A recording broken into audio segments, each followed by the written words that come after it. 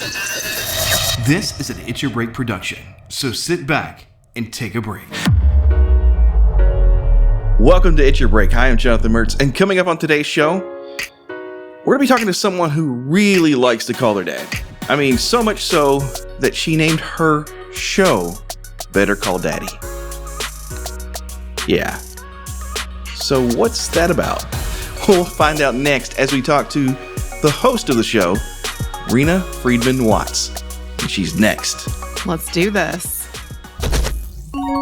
It's Your Break will return right after this. Subscribe to the It's Your Break podcast on Apple Podcasts, Google Podcasts, Spotify, Amazon Music, Audible, YouTube, and iHeartRadio.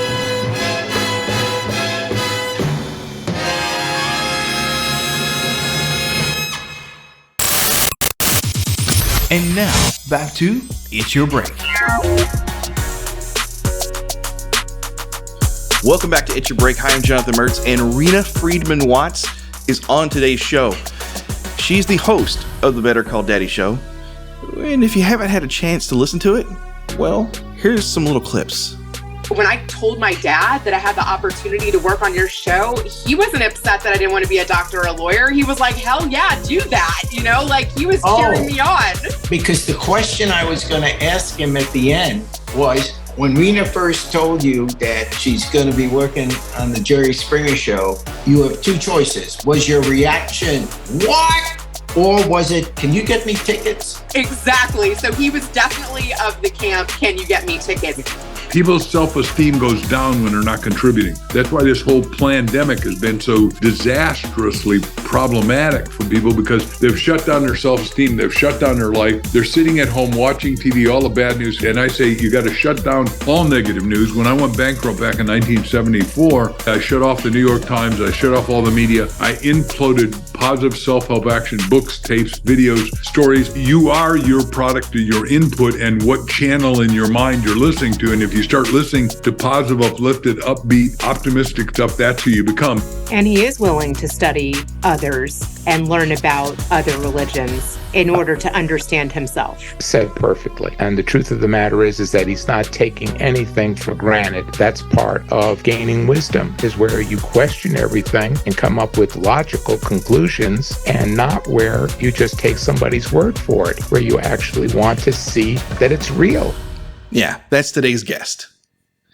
And she is amazing. Reena, thank you so much for coming on the show. Thank you. I'm really excited. So, it's interesting that we kind of, met through Twitter and stuff. And one of the connections that kind of drew me to you, other than the concept of your podcast, which we'll get into in a few minutes, is that you are from my home state of Kentucky as well. Right down the road in Louisville, Kentucky, actually. Yeehaw. Yep. If you can, before we get into your show and stuff, let's get some background behind you. Where did you grow up, and kind of just some of your background in general that you want to share. Yeah, so I was born and raised in Louisville, Kentucky, and I had all four of my grandparents growing up in Kentucky, and a couple of them still live there. My parents live there. I didn't realize how fortunate I was growing up with that, but it is a rarity. I knew some of my great-grandparents, all four of my grandparents, and my parents are still together, which is something I feel like that has shaped me. Every time I go on vacation, I mean, my husband's really gracious, but we go see my 94-year-old grandmother now. I grew up with her kind of like a second parent, my dad's mom. I spent every weekend at my grandparents' house till probably about 5th grade, when I wanted to have friends and hit the roller skating rink. Did you ever go to Champs? Absolutely. Absolutely. Of course, I went to one in Crestwood more often than I did the other one. Okay, so I was very into roller skating. Like, that was a thing in the 80s where they had speed skate and dance skate, and I went every Friday and Saturday night with my friends. Learned a whole lot there, not just how to skate, but what people were doing that I wasn't doing. That's hilarious. Yeah, your friends can be some of your worst adversaries when it comes to morale things. So, and getting you a little bit in trouble with your parents, but not always. And then you find out later, hey, your parents did the same thing. You're like, oh, why did you get me on to me so bad? Well, because I know what it leads to. Type situations, There was some innocent, like, couple skates and, like, pulling off to the side, and you always wanted to be one of the couples on the side. But then there were fights in the bathroom. And to be honest, I used to be super embarrassed when my dad would roll up in, like, his Lincoln or his town car and everybody else is picking up, in trucks. I was like, okay, I totally stick out here. But, and this can kind of transition to why I started a podcast with my dad, but he's always beat to his own drum. He's always been a character. There were times in my life where I was embarrassed of that. I'm like, Dad, can you pick me up down the street? Can you be less loud? But now as an adult, I really admire people who don't care what other people think and can be themselves, because I think that is the hardest thing in life, is to not be so influenced where you're trying so hard to be like everybody else. And even in the podcasting space, it's like you listen to other podcasters. Are there questions that you should ask? You listen to other radio announcers. Are there formats? Are there templates? Are there ways I should be? But being you and talking about your unique personality, your unique family, your unique upbringing, that is what makes you interesting. That is a very valid point. And one of my mentors, which is James Arnold Taylor, who's a very famous voice actor, did Obi-Wan Kenobi in the Clone Wars, was Johnny Test. And he said that he gets the most work just being him. He's not trying to be anybody else's voice. He does do character voices, like he was Fred Flintstone for a while and things like that. But most of his voice work that he does as a voice actor becomes through his own voice and nothing else. Even when I landed my first keynote, oh my God, I tried to practice it for people in Toastmasters. I tried to practice it for other podcasters. I tried to ask for advice on what I should do for the intro, what I should do for the hook, how I should keep their attention. What do I do if I notice they're not reacting to it? And I was like trying to get too much feedback, where if I could just relax and give people insight into my struggles, into my journey, into what I've accomplished and what I've overcome, that is captivating enough. And it's going to make you less nervous if you're just yourself. Mm-hmm. Absolutely. Absolutely. So let's transition now into your podcast and how did that become a part of your everyday life? I'll tell you, it is really like a culmination of about 20 years of everything that I've done, to be honest. I started off at a youth performing arts school that you've probably heard of in Louisville, YPAS. It's a youth performing arts school, and it's coupled with DuPont Manual, which is a magnet school. And I auditioned for that school and didn't get in, and really wanted to go there, but I didn't read all of the fine print, everything of what you had to do to get in. I just thought you could show up and impress them with my natural abilities, and that really wasn't the case. I mean, maybe for some people, but I needed to learn how to read music. I needed to learn how to sight read music, sing in a foreign language, sing an art song. And so I re-auditioned. My dad talked the head of the music department into giving me another try, which was the first time I had seen turning no into a yes. And since I didn't get in on that first try, it kind of like crushed something in me. And I swallowed my pride. I took the music lessons. I did get in, and I ended up keeping up music lessons for about 4 years, all through high school, to stay in the program. And finally, my senior year, I went to school with Nicole Scherzinger, who's also from Louisville. She was a Pussycat Doll. She's been on Dancing with the Stars. She's done so much. I went to school with a lot of people that have actually made it. I mean, it's a very selective school. Anyway, our senior year, when all of the colleges come and you can perform for them to potentially get a singing scholarship, she said, Reena, I've seen you blending in for 4 years. You've made it. You've made it through the program. This is your opportunity to sing out and let these colleges see what you can do. And so she sat in the front row.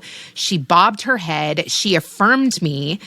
And I did sing out, and I did get a couple of offers. Of course, I took the offer that wanted me more, because after not feeling wanted for 4 years, I wanted to be sought after.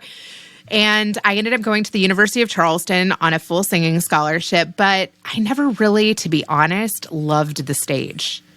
I loved being a part of the performance, and I loved singing in choir, and I love creatives, and I love theater kids. Those are my people. But it did spark something in me. Anyway, I double majored in sports medicine because I was into fitness, and that was the number one major at the college, and I wanted to meet guys. And then I met somebody, I mean, that's the truth. Then I met somebody who was in the sports med program at Purdue, and he was like, hey, if you really want to do this professionally, he was like, you should go to a Big Ten school. That's the only way you're going to make it to a pro team. And I was like, I'm interested in him. I'm interested in that. I ended up transferring to Purdue, which truthfully, again, like, I don't think I would have even gotten in there had I not gotten like a 3.8 at this small liberal arts school where I got a lot of personal attention, and I kind of was a big fish in a small pond.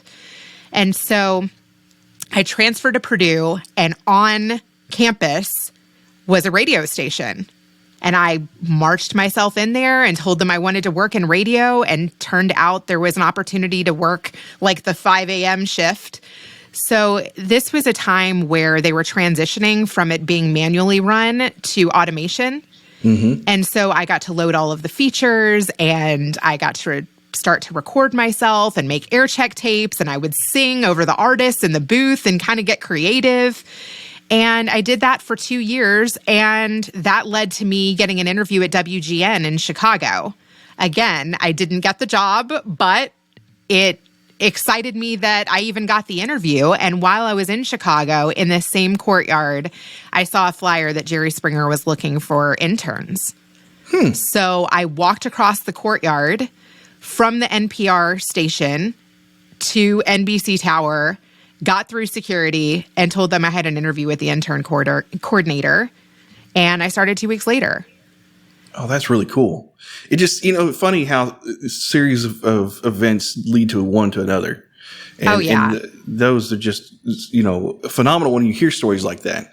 But yeah, the WGN thing is really cool that you got an opportunity to do that as well.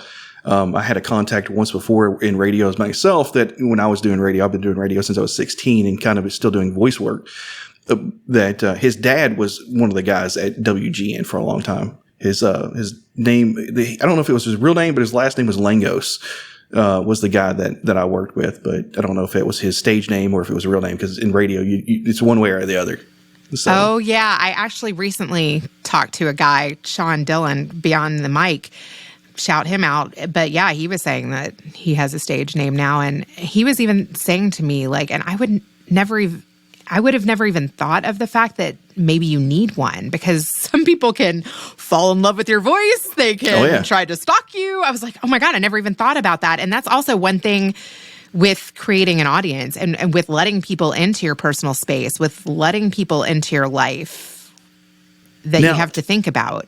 Yeah, absolutely. And there were some stations that I was on that made me use stage names because it was part of their niche, or they didn't want the public to really know who you are. But now it's not as important because of social media. You're everywhere. And then people are going to be able to find out who you really are, and everything else. It's so quick to check. You can do a reverse image, searches and things like that. So it's very hard to stay anonymous of who you actually are. I'm actually shocked that people have. I've actually looked up like newscasters that I interned with in college. I also interned at a news station where I did some floor directing and some Chiron work and some local commercials at WLFI in West Lafayette. And I tried to find one of the newscasters. I'm like, how has that guy stayed off the internet? I mean, it has to be a conscious effort. Like, you have to contact probably Google to have yourself removed to be anonymous now. Oh, yeah. It takes a lot of work. And there's probably some SEO involved in there to kind of deter everything away.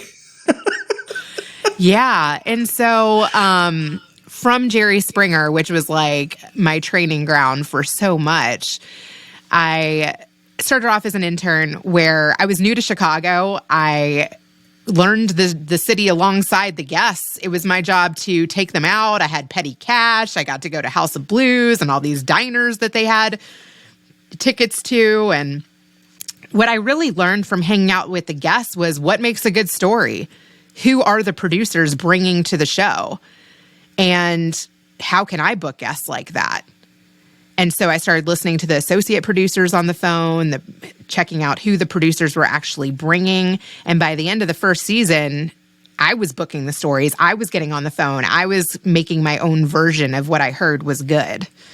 And yeah, then I got promoted and became a producer within 8 months of being on the show.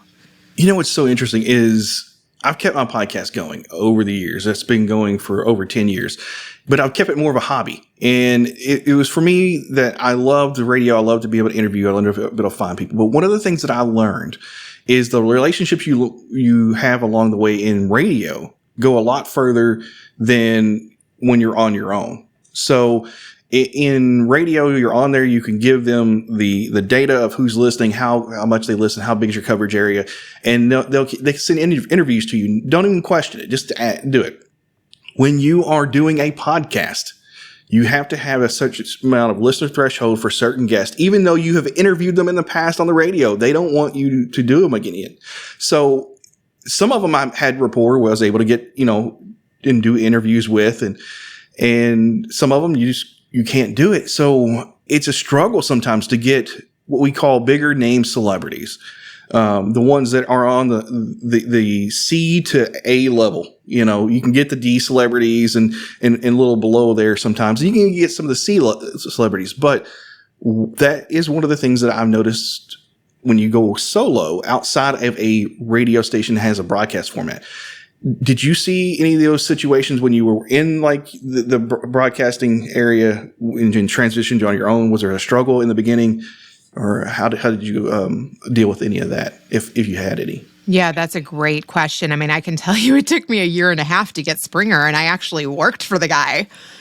I kept up a relationship with his publicist for 20 years, and I got yes, I got no, I got yes, I got no, and to be honest, I listened to his podcast. I interacted with his lives on Facebook. I shared his content. I noticed when he was speaking at universities. I asked his publicist if I could listen to that interview, even though I wasn't there. So it's a relationship game.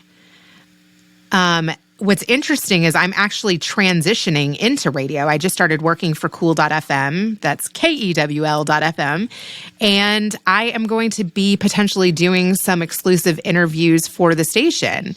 Oh, that's really cool. Yeah, and it's a new station. And actually, in March at 10 p.m. Eastern, they're going to start broadcasting best of episodes of my podcast.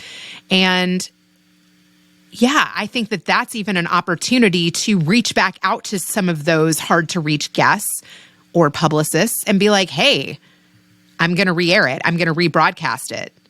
I think to get hard-to-reach guests for your solo content is finding ways in which you can support what they're doing and make it a win-win. So the way, truthfully, that I got Jerry was that this big reality star had reached out to me. She was getting ready, Kale Lowry.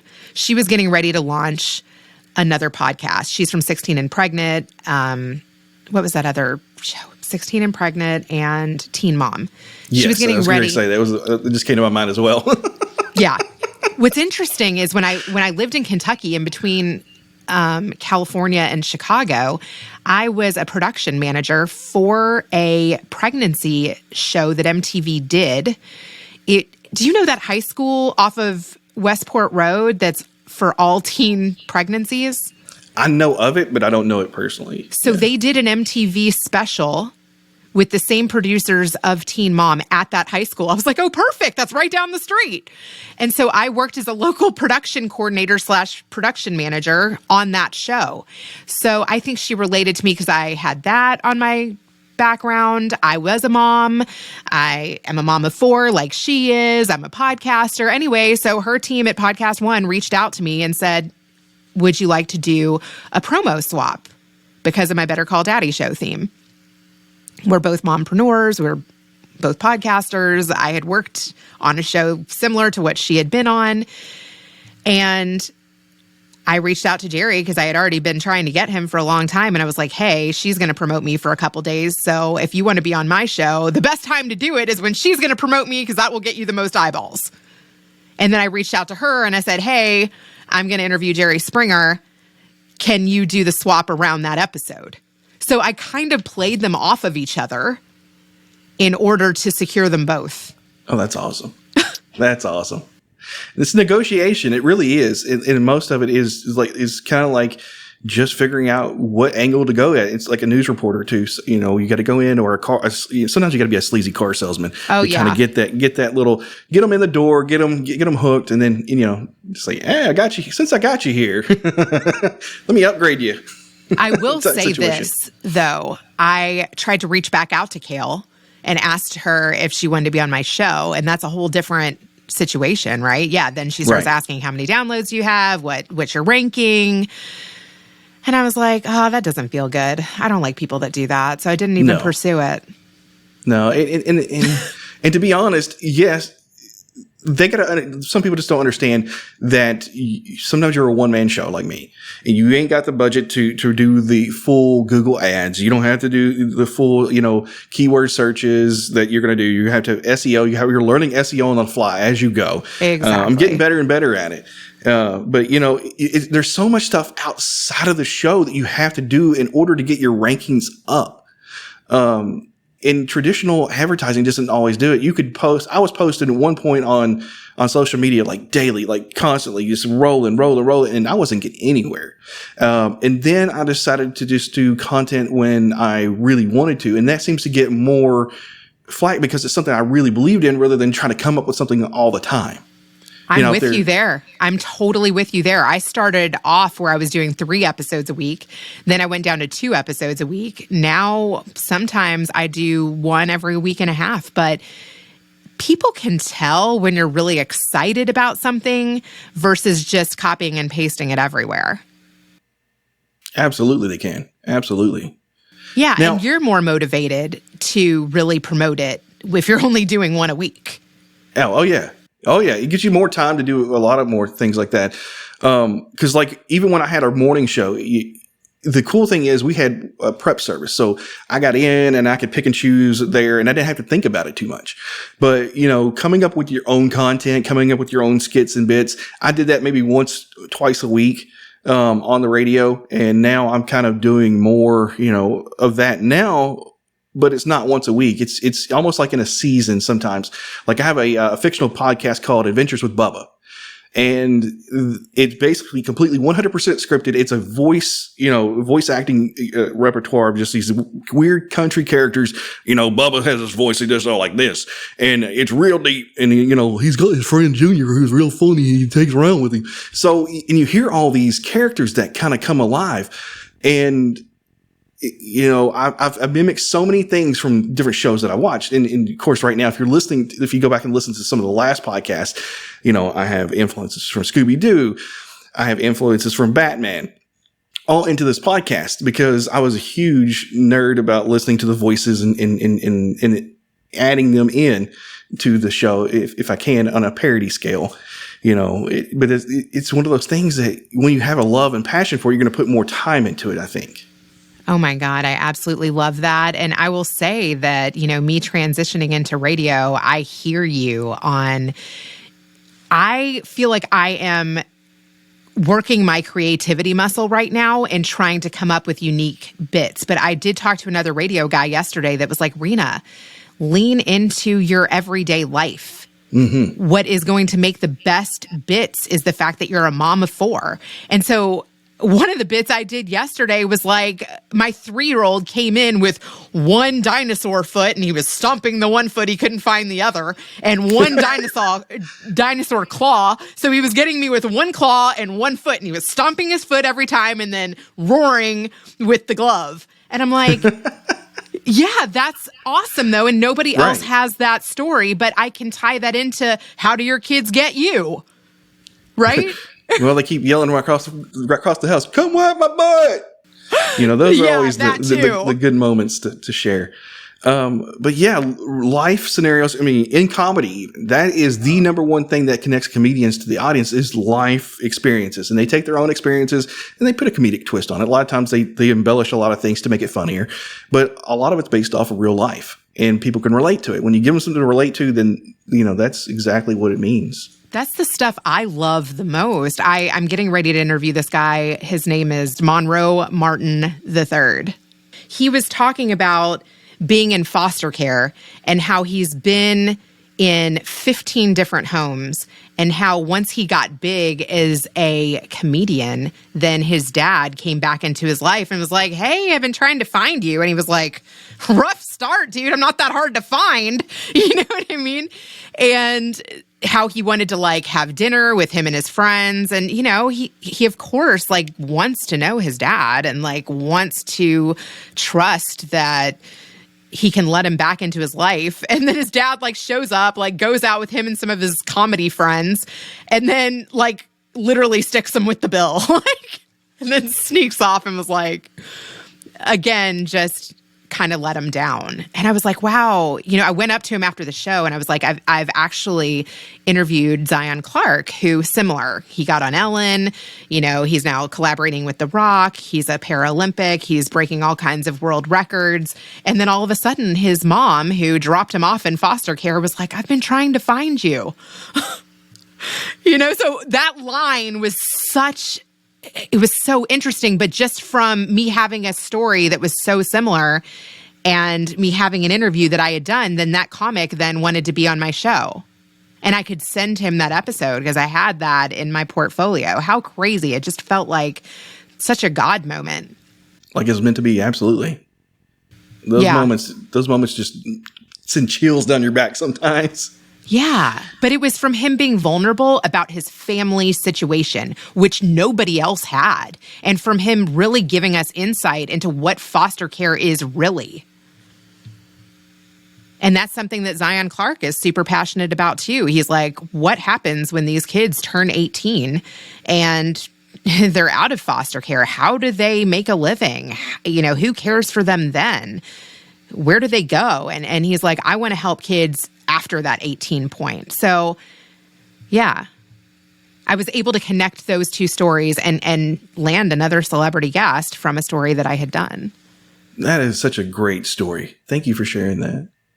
So, I don't know if we had talked about this, but did we go over your format of your podcast and how you formatted it and how you brought your dad along with you? We haven't, but I'm happy to share that. Absolutely. Let's go ahead and do that if you don't mind. Yeah, so in the beginning, I knew that I wanted my dad to be my co-host because he's my biggest cheerleader and number one fan. But I didn't know whether I should have him on the initial recording with me and the guest.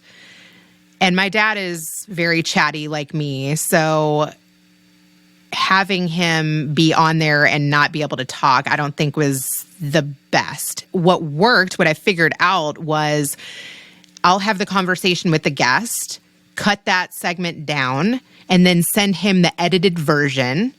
Then he and I will do a separate reaction, and it will be the first time that we actually discuss the episode together. So it's kind of like you both read the same book, and then you're going to record what you thought of the book together for the first time.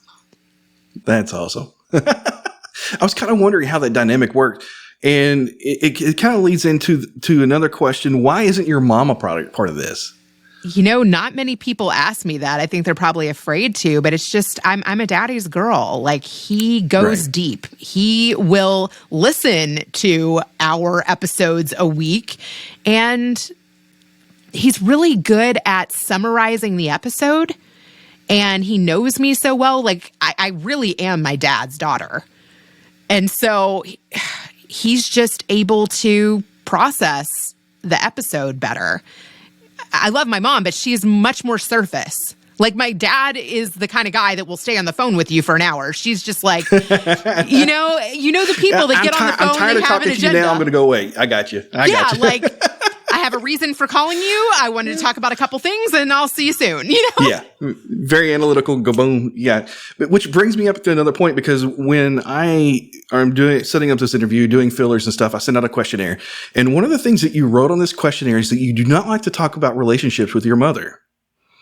Is this the reason why, or is there more to that? I mean, of course, there's more to that, but she doesn't like to be talked about, and so much so that, you know, I had to pull an episode off where I kind of talked about some of our things we've had to work out together. And so, yeah, my editor, who I work with, has been working with me for the entire time that I've had the podcast on. And so I let her interview me, having really got to know me through doing all of this editing. And we crossed the line of what my mom was willing to let me share.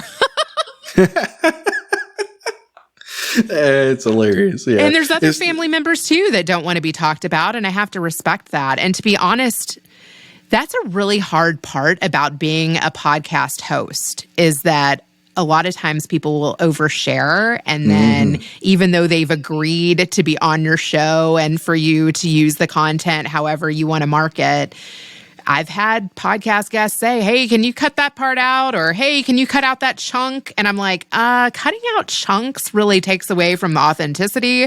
Cutting out a line I could maybe do. But you have to be careful as a guest and also as a host to kind of know your boundaries. That's exactly why I started doing those disclaimers, those podcast release forms. It's just saying, hey, look, it's our discretion of whether we wanted to include it or not, and how we want to frame the story. Not that you want to do it maliciously or anything like that. It just covers you. You know, it is one of those things that I was given that advice by some attorneys and stuff. Say, hey, you know, if you're going to do this, you know, really consider this. Same thing with reality TV, just so you guys know, like, they have an agenda. They have to craft a story. And if you don't give them the story that they need, they're going to have to create drama. So if you walk out and you look like you're taking a phone call, they could make that look like you just had a fight with your wife. If you're being on reality TV, you don't get a say in how the story is crafted. That's a very good way to put everything back into tie it in. That's awesome. I mean, news stories too. I mean, news stories, when I was in journalism class in high school, they were teaching us not to be biased and to try to have a level, but do your story, but, you know, do your focus, but be very level with it and only present the facts. Now it seems like almost every piece is more editorial than it actually is a actual true unbiased piece of thing based on sole facts. And you used to have to cite your sources, and people aren't doing that as much anymore. You know, the source is just the media, and they're, you know, they're going off maybe a few people they're randomly interviewing. But when you do it that way, sometimes you're not presenting the whole story, or even when you're presenting it certain ways and you only present the facts, you're only still presenting sometimes possible parts of the story. Because there's, what I've always told when I was working at the state police, there's three things. There is party one story, there's party two stories, and then there's a truth. So if the pandemic hasn't taught you anything, how much can you really trust the media? Exactly. And I'm a fan of the media because there's so much that they've done for human rights, for, you know, things, but they've also created problems too, oppression and things like that. So yeah, it's a double-edged sword. 100%. I mean, what's amazing about social media and access today is that, here's an example. Like, one of my clients saw this story about a girl her name is Felicia Labounty, and she was going through stage 4 cancer. She went in for a biopsy, and they were like, oh, it's a benign cyst. And then 8 months later, she went back in. It wasn't going away. It was growing. And then she had stage 4 cancer. And it hit People Magazine, Insider, every major news station. I think Fox potentially broke the story, but I reached out to her. I said, you know, my mom's a breast cancer survivor. My grandmother just went through it. I'm nursing a 3-year-old. I've never had a mammogram. I would love to cover your story in terms of awareness. Would you entertain that? And I was able to cover her story the same time as Insider. You know, that is awesome. Yeah, people are accessible. And another story like that, I saw some girl fight a guy off at the gym, and I said, you know, my show is all about featuring badass women, and, you know, had you seen him before? How can we be more, you know, aware? And again, she was totally reachable by Facebook. And you can be a journalist today. You can be an investigative reporter without being like, you know, a stalker or whatever. But issues that are important to you and that are covered on the news, if you create a platform, you can cover those things in your own voice. And I love that.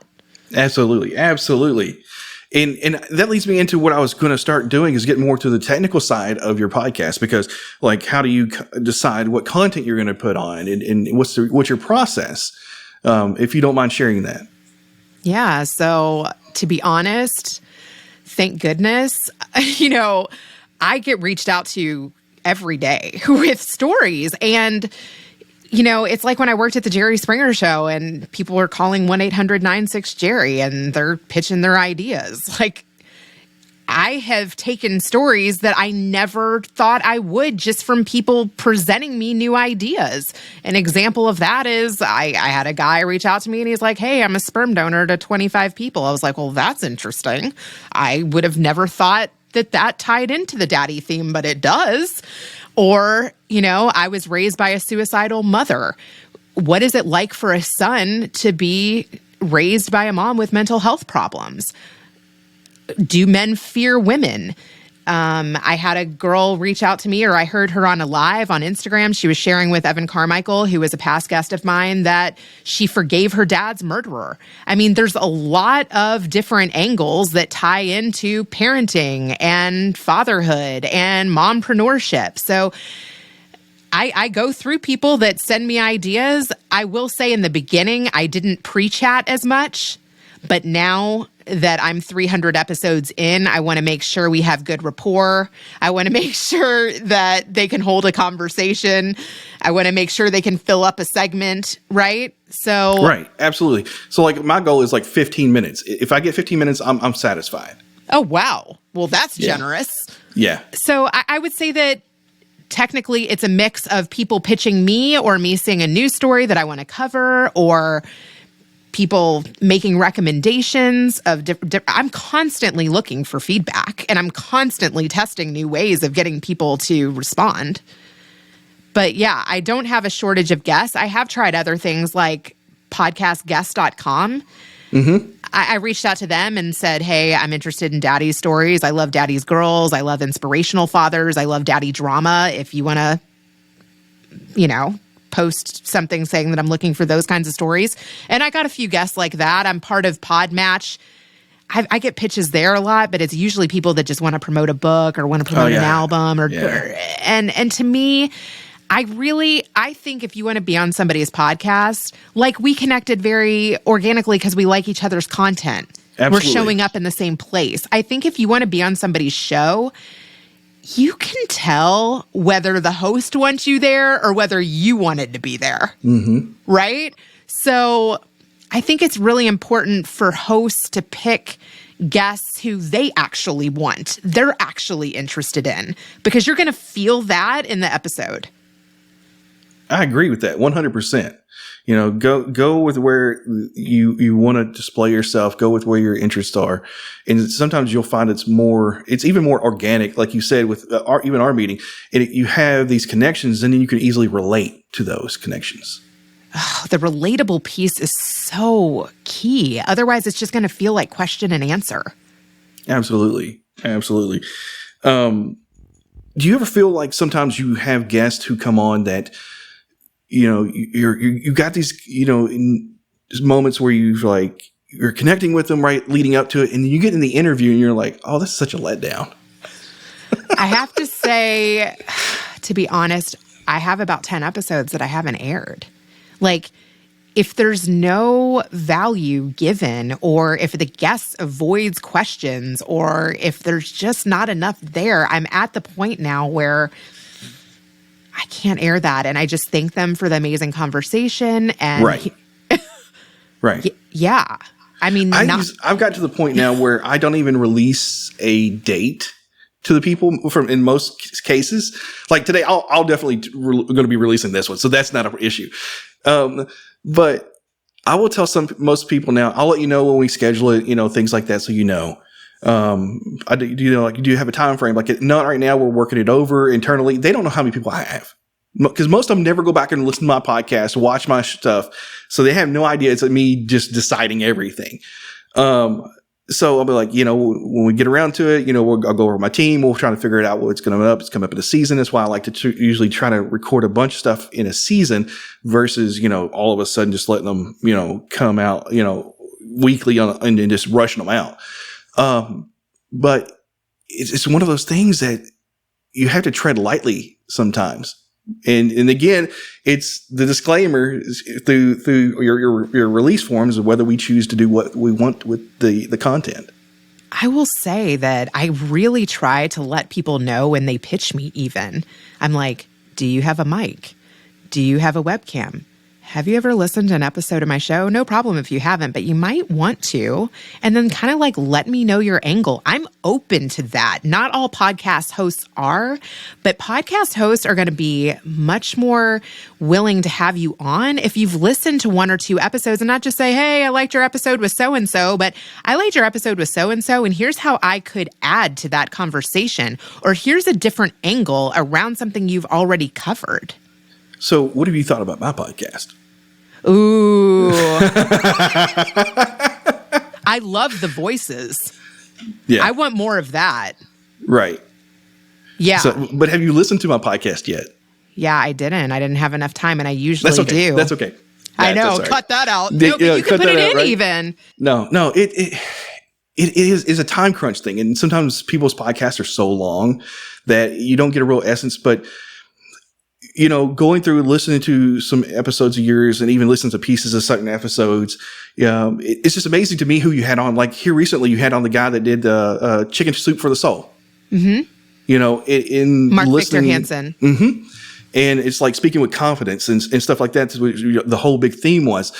And it's so cool to see people on there because my wife loves those books.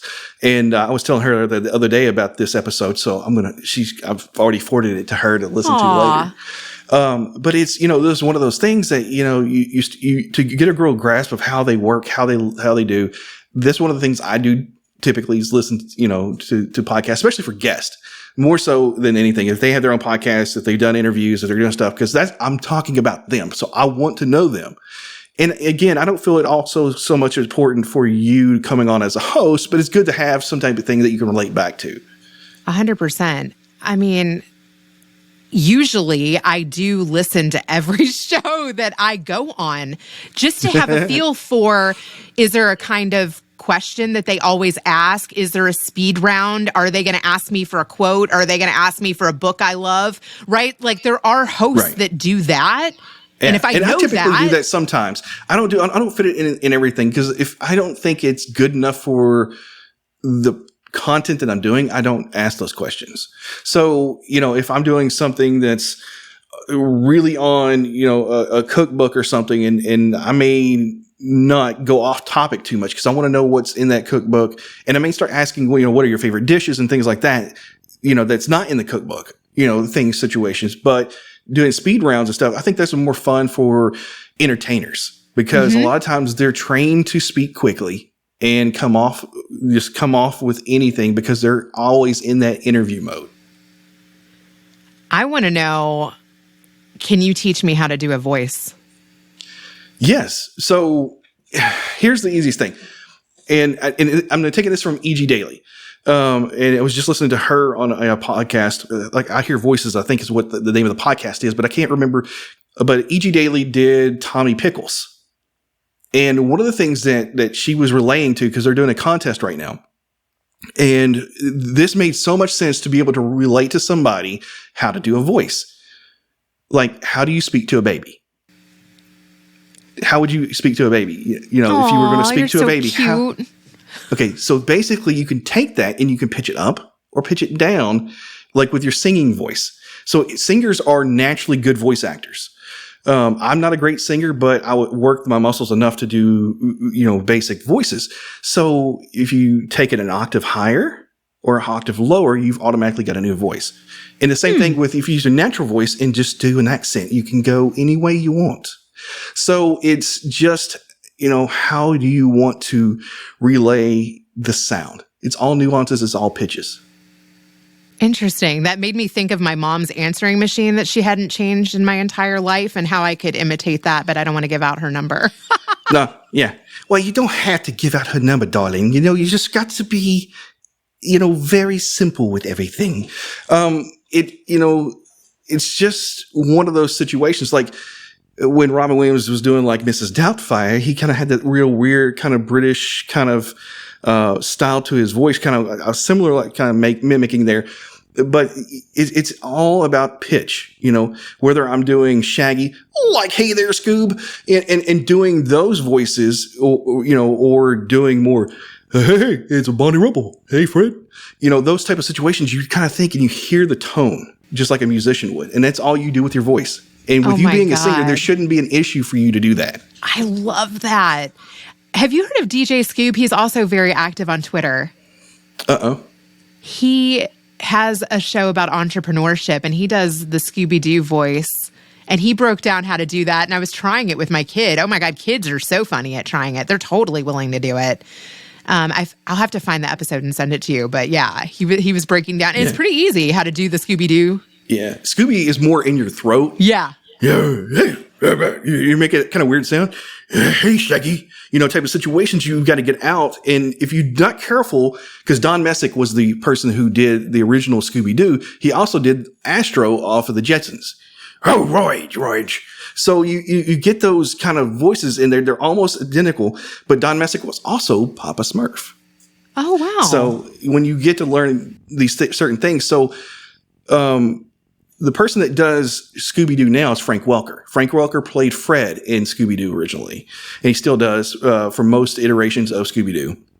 He was the original voice of Megatron. So, and he was also Curious George. He won an Emmy for being Curious George. So these are the things that I have followed and been nerded out throughout the years, and the things that I really just find and do these different nuances. And the biggest thing that when doing voices is just finding pitch. It really is. It's finding pitch and finding vocal linguists on YouTube to teach you how to do accents. Because they say in America, we talk more back to the back of our mouth. But when you start bringing your voice to the front, you start hearing these tones and you start sounding a little bit more educated, like you're British. It's just one of those things that even though it may be not a dead ringer for the accent, it's close enough. I am totally going to look that up. I think that could be so much fun to do with the kids. Oh, yeah. I mean, it's just one of those things that fascinates me. And hearing, my mentor, James Arnold Taylor, he has a whole thing on YouTube where he has a stage play and he goes into what voices sound similar and how they can transition to each other.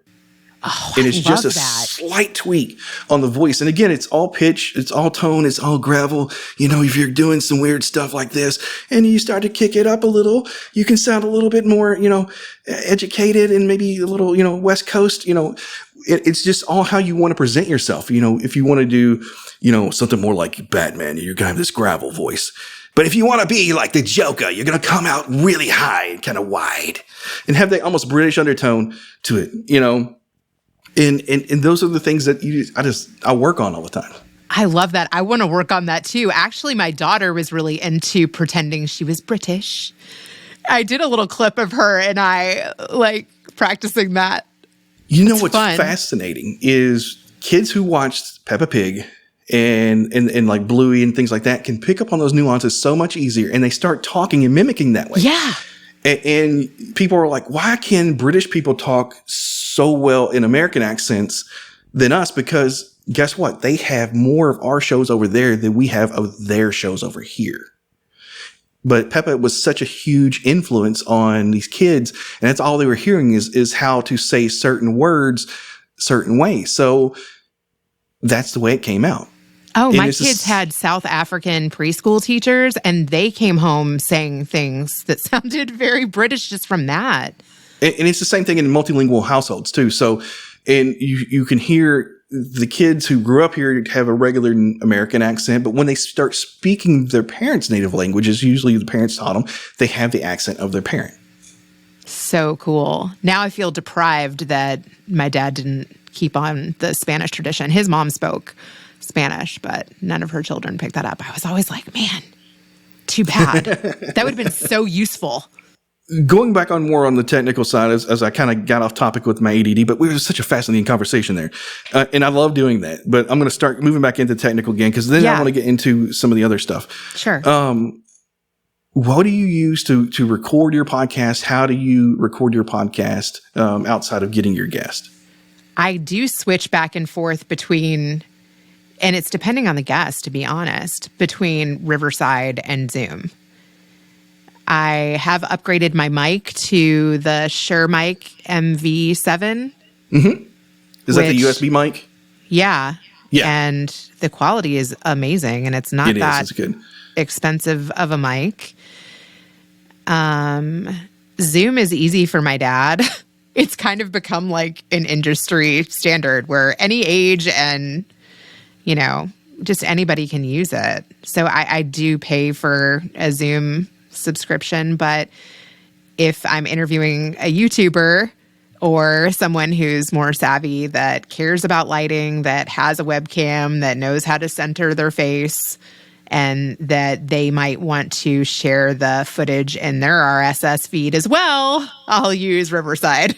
It's funny you say center the footage, because I don't like guests being straight on center, because when you're doing photography and things, you're taught the rule of thirds. So you don't want everything dead center, because sometimes it takes away from the naturalist, because when you speak to somebody, they're usually off to your side and not usually straight on at you. When people are straight on at you, they're usually getting on you. Ooh, so I like that. I like that little pushback there. Some of these YouTubers were like, Reena, you need lighting. You need to be centered. They're like adjusting me for my own show. And I'm always open to suggestions.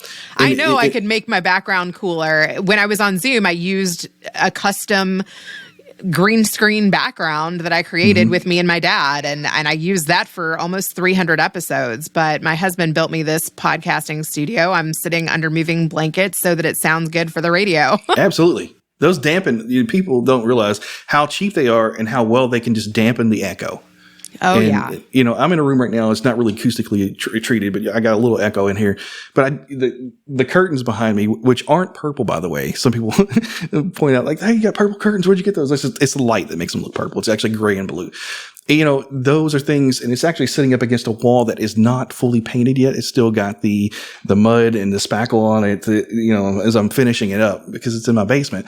And that's kind of like where it's going to be. And eventually these curtains will go away, and it'll be a solid wall with nice, flat gray color that I can light whatever way I want or whatever. But it's, until then, I just buy some cheap curtains I found on sale for like $10 a piece and stuck them on a little stand above it. And that was it. Or even hang them on the wall. You can do it that way too. I love that. And I think that that's encouraging. And truthfully, you can always upgrade. When I first started my podcast, I did audio only. Then I started creating little audiograms. Then I started creating promo clips. Then I upgraded my graphics. After 300 episodes, I'm getting to relaunch my website because, shout out to Namecheap, I won a Namecheap contest where I got to collaborate with their copywriter, with their web team, with their graphics. I had like a team of 9 people create this new website that I'm getting ready to launch. It looks amazing, but I think podcasters don't even need all of that in the beginning. Just start with audio. Start with getting comfortable interviewing people. And honestly, they don't need a whole lot. Even on their website. I mean, as long as you got links to the audio sometimes, or where to go get the audio, it's even that. On a website, it could just be a quick informational piece. Here's where you go find the audio. It could be a splash page. It does not have to be anything to, especially if your focus is only the audio portion or just the podcast itself. The website is just kind of a landing page. You can use it just as that.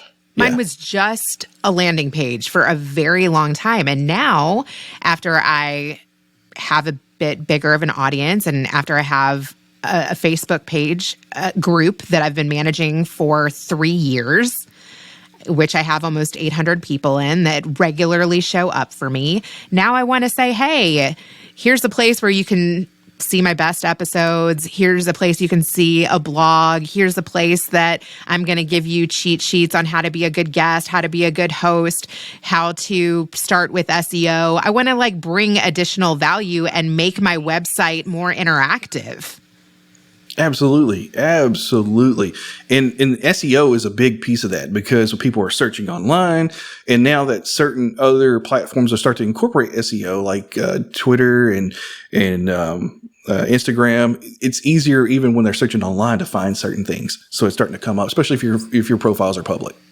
Also, YouTube just, I think, launched their podcasting space where you can move over your videos on your current channel to like a podcasting channel. I need to check that out. But a podcaster friend of mine, Benoit Kim, shout him out from Discover More podcast. He just told me about that. So that's another area in which I'm going to try to spend some time. Well, I used to do self-hosting podcasts. So I used to do everything through my website, and it was taking up space. It was eating up money. And then I moved to Anchor.fm, which is free. It's owned by Spotify. Now it's Spotify for podcasters. It's funny because those platforms, when they have a bigger pusher, sometimes they're not always free. This one's currently still free. It includes video. So if you're on Spotify, it can show the video right away to the Spotify users on the Spotify app. It doesn't transition all the way to YouTube, but I'm seeing maybe possibilities in the future where it can automatically upload to YouTube too. And I know like Podbean, which you use, will create a kind of a video of the audio and put it on YouTube. But I don't know if it incorporates video. How do you do your video? Is it separate completely from your podcast? Yeah, I don't push it directly from Podbean to YouTube because I feel like YouTube is kind of a different beast. It's kind of like how, if you go on different platforms, you can't just copy and paste the same message from LinkedIn to Twitter to Facebook. You need to kind of speak the language of the platform. So I do push my podcast from Podbean to Twitter, just so people know when my latest episode has hit the airwaves. But as far as putting my video on YouTube, again, like I was kind of alluding to, I only put high quality video there. And not all guests concentrate on making it high quality. Like some guests aren't, like you said, their internet isn't stable. They don't have a webcam. They might be using like Apple earbuds, and that's fine for an audio podcast, but for YouTube, it doesn't really make a good segment. No, and sometimes I will take these microphones, and I've got other microphones. Like I've got a shotgun mic that is actually made for video that I will hang up and put above outside that will catch the audio pretty well, and use those as my earbuds fall out. And the thing is it gives a way to see the face. It's like why I like these low profile arms. And I've got these low profile arms off of Amazon. They're called Vivo profile arms. And there was like $70 a piece. So, I mean, it was, some of them that you get similar, from other manufacturers are $200 to $300 a piece, and they can be super expensive. Yeah, I mean, I have the HD 1080p Logitech webcam. I've got the MV7 Shure mic. I started with a Yeti like a lot of podcasters do. And truthfully, my dad uses a Yeti. I think that's fine. For a long time, he just used the Apple earbuds because he was traveling and that was easy for him. And if I'm going to call daddy, it sounds like a call, and he's only on for the tail end of the segment anyway. So I felt like it was okay. The majority of the podcast was my interview with the guest, and then he just weighed in with his 2 cents at the end. So again, constantly evolving, constantly upgrading, and documenting it along the way. And I think people like that. Absolutely. Absolutely they do. And they like to see how you grow too. And I think that's part of the process. And speaking of growing, one of the things is getting out there and promoting your stuff. And how do you go about promoting your material? When you get the podcast done, what's your next steps to promote it and let everybody know? So I have started putting like a TikTok size video on Twitter. I also put those on Facebook. I don't really use TikTok that much, although I know I could probably really grow if I put some effort in there. There's still really good reach there. But my biggest audience is on LinkedIn. So I'll do a LinkedIn post. I'll do a Facebook post. I'll do multiple Twitter posts. I feel like the community on Twitter is so active. I get a lot of engagement now from Twitter. I just got active on Twitter probably like through the last year, and I feel like I'm getting the most engagement from Twitter, my Facebook group of my people that have stayed with me for the last 3 years, and then LinkedIn. But I really try to mix up those posts. Twitter is much shorter, maybe a quote from my dad or maybe what the clip is about. Polls do really well. So if you can come up with a poll around the subject matter of your episode. So I just dropped an episode about, does a degree matter? I could do a poll about that. It depends what field you're in. No, it doesn't. Yes, it does. Comment below. Right? You could do that on LinkedIn. You could do that on a Facebook group. You could do that on Twitter. Those do well. If I'm going to do a poll, though, I try to make my answers different on every platform, or I try to phrase it a little bit differently per platform. Polls do well, though, on all channels. And then I usually make one graphic per episode. If it's a big guest, I might make 3 or 2. I might make a few more.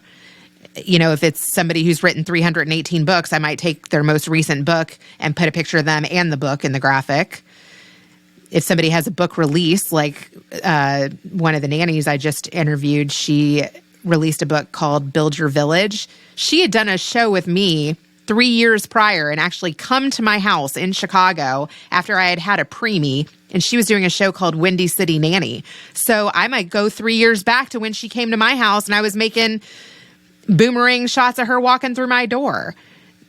When I had a Jerry Springer guest on, I had fuzzy shots of me for 20 years ago where her and I were in Jamaica together. Those make good social media clips, right? Flashback, old shots, actual pictures of you with the guest. Have you met that guest in person? If you can throw those into a graphic versus a headshot, people like those. Yes, absolutely. I will 100% agree with that if you can make that connection. You mentioned LinkedIn, and that's something I've never really considered about promoting my show on. Because I see it more, to me, it was always more like, hey, your business, you're trying to get a job. But it's as I start learning a little bit more about it, it's more so than that. So how do you promote your stuff on LinkedIn? I mean, LinkedIn is a blogging platform now. It's not just people looking for jobs, that's for sure. It is a networking platform. So just like Twitter, LinkedIn is more long form, I feel like, but people are doing status updates. So I could say something like, hey, just launched season 4 and I'm kicking it off with Junaid Iqbal. He also just got a job this week, and tag the name of the company where he got a job. And speaking of new jobs, I just started at the radio station, and tag the radio station, and here's our episode together. That's really cool. That's really cool. And because I always like to hear how people are really utilizing things, and noting that one of your bigger audiences on LinkedIn, that gives me some, like, hey, maybe I should really start going there. Oh, yes. I 100% recommend doing that. And if you ever want to do like a share screen, and what's so crazy? Like, I had a best friend recently from Kentucky who got laid off, and she was in the process of selling her house and building a new one. And, she was living paycheck to paycheck. And this definitely put a damper in her plans. And I was like, Chrissy, let me get you on LinkedIn and show you how I use it. As a friend. You know what I mean?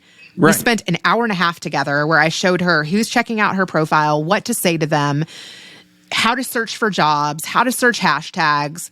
And I kid you not, within 2 weeks, she matched the salary that she was making and got a new job. That is awesome. Yes. And then I was like, damn, I was like, maybe I should do this for like a group of people. I never even thought that could be something that I train people on, but I was just helping her out as a friend. LinkedIn is powerful. Yeah, really powerful. Ah, that is too cool. One of the things I want to do before we start, letting you do this shameless self-promotion here in a minute, which, this whole thing is really a shameless self-promotion, but really getting to the point where they can really follow you and contact you, is I want to go on to kind of maybe something you do on your personal life. So, what is a typical day like for you outside of your podcast? Because, get that realism of like, hey, here's what I have to do after the show. Oh, my gosh. So today I started with coaching someone who's getting ready to launch a podcast, like what he needs to think about before hitting record. There's a lot that you need to think about. Who's your audience? What value do you want to bring them? Are you doing this for entertainment? Are you doing this for sales? Who are you as a person? What are some fun facts about you that you might want to include in an intro? Who else is doing a podcast like the one that you want to create? What subjects are they covering? Do you want to cover the same topics? Could you add a new spin on those topics? There's so much to think about before you hit record. I didn't think about these things before I hit record. I've had to learn them through the process of getting messy. So that was the beginning of my day. Then I recorded a little bit for the radio station. Then I spoke to Namecheap, who I'm relaunching my website with, for an hour and a half. Then I had this interview. Now I need to do some more radio work. Then I got to go pick up my kids. And then I got to create dinner for tonight. Oh, wow.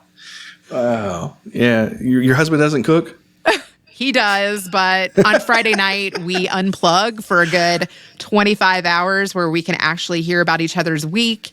We can eat food that we actually have time to prepare, because the rest of the week is like chicken nuggets, hot dogs, and fast food. And we try to be with each other as a family. And we've been doing this for 16 years. Unplugging. Oh, that's amazing. That's amazing. It'll be 20 years for me and my wife later this year. Congratulations. Marriage-wise. We actually were, together before that, but it's so interesting to hear how you are able to put all this stuff together. But do you have any fun time for yourself? So, yeah, me and my husband love comedy. And actually, since we just moved to Texas, it really gives you an idea of what people are like in your city by going to see different local comedians and what they talk about and what people laugh at and what people don't laugh at and what you're able to say and not say. So that has really helped us figure out where we moved to. It's so interesting. I love comedy, and kind of like you love accents, a part of me would love to get up on that stage, but I'm still scared to do it. Me and my husband, for date night for almost 2 years, we took improv classes at Second City together in Chicago. We've done CrossFit together. We've eaten out at a ton of restaurants together. We did date night for 7 years and then had another kid. That's what happens when you do date night for 7 years. That's awesome. I'm from a big family too. I'm the oldest of 5 siblings. So I know what you're dealing with your children right now, because I was the oldest. It was just chaotic sometimes. I remember a lot of chaos for my parents. Yeah, we are definitely. The thing is the first 3 came in 4 years, so they're all very close and kind of in the same stage of life. And then we decided to mix it up and have another one when I was 39. So there's a good age gap with the last one. He's almost like an only. But yeah, my 14-year-old babysits the 3-year-old. We bribed the 10-year-old to babysit the 3-year-old, and they love him, but they also don't really want to babysit. Right. I get it. But yeah, it's been such a fun time to hear your story, hear how you got started and what you're doing for others. It's so amazing. And this is the time I would like to take to let you promote all the things that you have to offer to people, where people can follow you, where they can find you. And go from there. You're so sweet. I have loved this conversation. You're an amazing host. Everybody should subscribe and give you 5 stars and support you. And I plan on listening to your podcast and doing what I'm telling people to do. Right. You can find me at bettercalldaddy.com. My new website is going to be launching within the month. Probably when this airs, it will be live. I am on LinkedIn at Reena Friedman Watts. You can also find me on Instagram, Reena Friedman Watts, or Better Call Daddy Podcast. And on Twitter, where we connected, that's Reena with 2 E's twice. So Reena on Twitter. And I have a different persona on all the different platforms. So get to know me on all of them.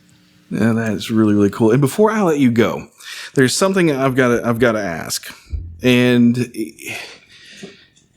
I've been thinking about this all day. I was like, her show focuses around her dad. And before I get out of here, I've got to ask a dad question. A really good dad question is, what has been the most impactful advice your dad has ever given you? To get back up.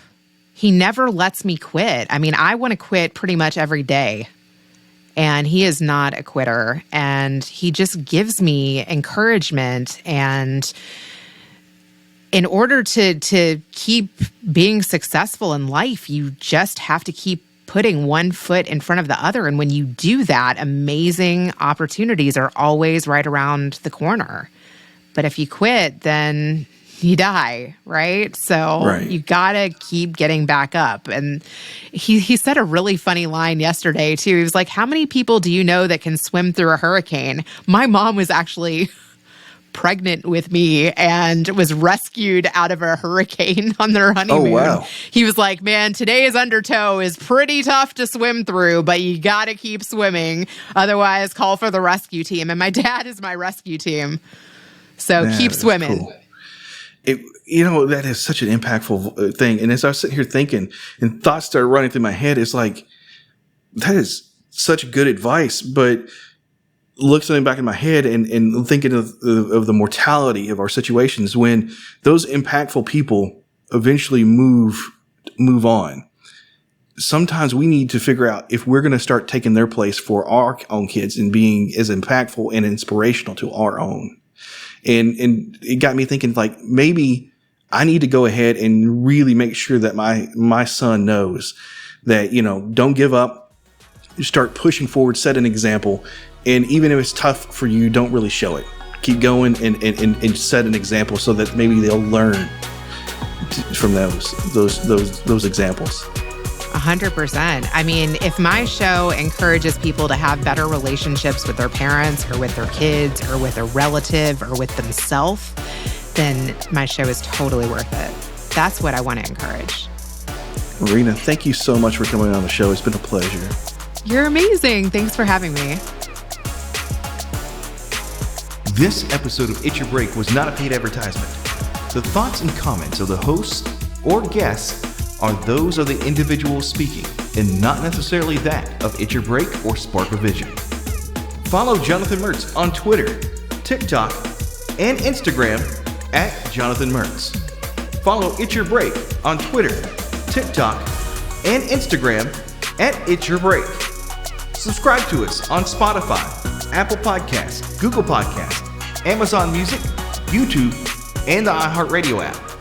This episode of It's Your Break was hosted, announced, engineered, edited, and produced by Jonathan Mertz, and was recorded and produced at the Spark a Vision Studios.